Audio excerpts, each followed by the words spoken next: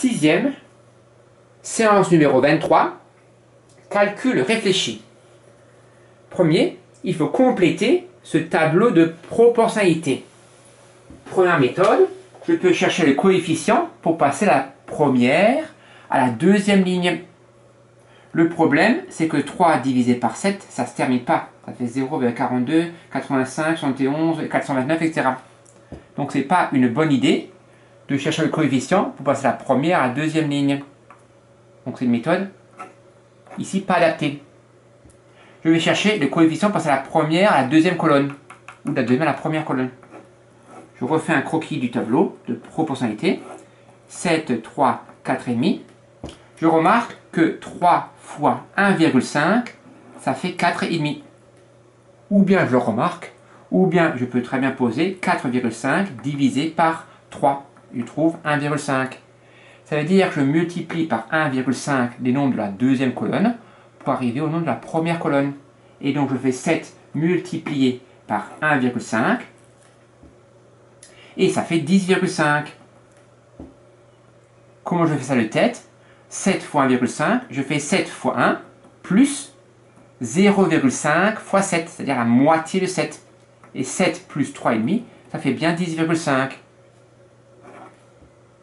Deuxième, il faut dire combien de sommets et combien d'arêtes possède un cube. Donc, je peux dessiner un cube en perspective cavalière. Il ne faut pas oublier de mettre des petits pointillés, ici, sur les arêtes qu'on ne voit pas. Donc, il faut dire combien il y a d'arêtes, combien il y a de sommets, et on va même trouver combien il y a de faces. Bon, pour calculer les arêtes, c'est pas difficile. J'en ai 4, 1, 2, 3, 4 sur la face du haut. J'en ai aussi 4 sur la face du bas, et j'en ai aussi 4 de côté. Et donc, j'ai 12 arêtes. Pour les sommets, ça c'est un sommet, j'ai 4 sommets en haut et 4 sommets en bas. J'ai donc 8 sommets. Et pour les faces, c'est comme un dé. J'ai donc 2 faces ici, 2 ici et 2 ici. Donc j'ai 6 faces. Donc un cube, comme un parallélépipède rectangle ou pavé droit, a 12 arêtes, 8 sommets et 6 faces. Troisième, un prix de 150 € subit une baisse de 30%. Il faut trouver le nouveau prix.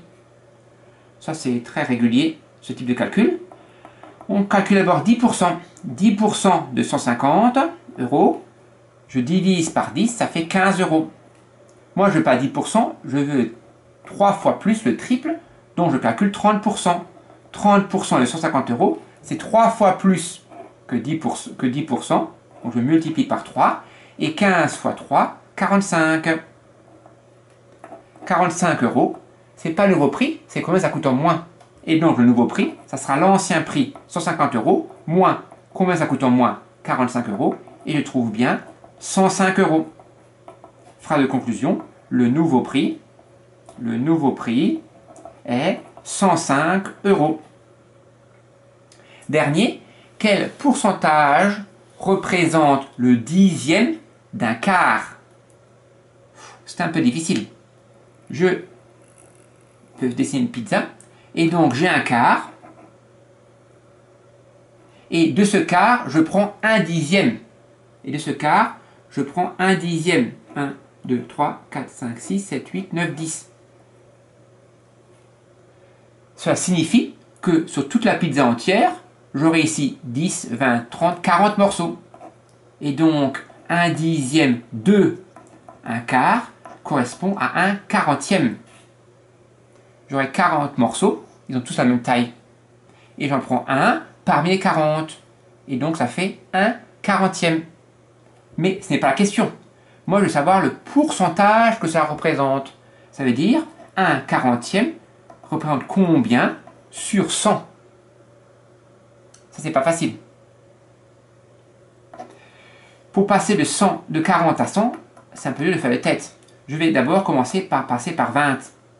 1 quarantième, je divise par 2, ça fait 0,5 vingtième. C'est pas une fraction, parce qu'on a dit qu'on n'a pas le droit d'avoir une virgule, une fraction. Mais c'est pas grave, c'est une écriture fractionnaire. Et donc 0,5 vingtième, je peux maintenant le multiplier par 5 pour arriver à sur 100. Et 0,5 fois 5, ça fait 2,5. Et donc 1 quarantième égale 2,5 centièmes ou 2,5%. Autrement dit, un dixième d'un quart, c'est 2,5%. Ouh, c'est un peu dur ça.